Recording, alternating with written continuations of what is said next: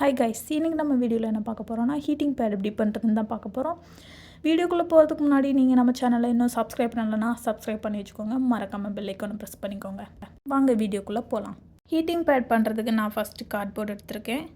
கார்ட்போர்டில் நான் சர்க்கிள் போட்டு வச்சுருக்கேன். அதுக்கு இந்த பாத்திரத்தை யூஸ் பண்ணி தான் சர்க்கிள் போட்டேன். இதே அளவுக்கு தான் நான் கட் பண்ணி எடுத்துக்க போகிறேன்.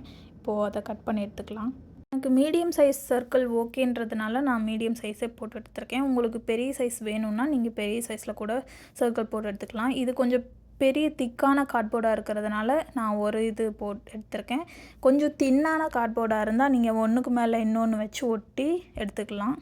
நீங்கள் இதை ரவுண்ட் ஷேப்பில் தான் கட் பண்ணணுன்றது இல்லை. நீங்கள் இதை ஸ்கொயர் ஷேப்பில் கூட கட் பண்ணிக்கலாம், இல்லைனா ஸ்டார் ஷேப்பில் கூட கட் பண்ணிக்கலாம். பட் எனக்கு இது கொஞ்சம் ஈஸியாக இருக்குன்றதுனால நான் இதை ரவுண்ட் ஷேப்பில் கட் பண்ணி எடுத்துருக்கேன். இந்த ஹீட்டிங் பேடுக்கு நான் டெக்கரேஷன்ஸ் எதுவுமே பண்ண போகிறதில்ல. உங்களுக்கு வேணும்னா நீங்கள் பண்ணிக்கலாம். இப்போ இந்த மாதிரி கார்பெட்லலாம் நீங்கள் சூடான பொருள் வைக்கும்போது அந்த இடத்துல பொசுங்கிரும். டைல்ஸ்லேயும் சரி, நீங்கள் சூடான பொருள் வைக்கும்போது அந்த இடம் கிராக் விட்டுரும். இதே நீங்கள் ஹீட்டிங் பேட் யூஸ் பண்ணி வைக்கும்போது கார்பெட்டும் பொசுங்காமல் இருக்கும், டைல்ஸும் கிராக் விடாமல் இருக்கும். நீங்களும் இதை வீட்டில் செஞ்சு பார்த்துட்டு மறக்காமல் கமெண்ட் பண்ணுங்கள் எப்படி இருந்துச்சுன்னு. ஃப்ரெண்ட்ஸ் அண்ட் ஃபேமிலிக்கு ஷேர் பண்ணுங்கள். தேங்க்ஸ் ஃபார் வாட்சிங்.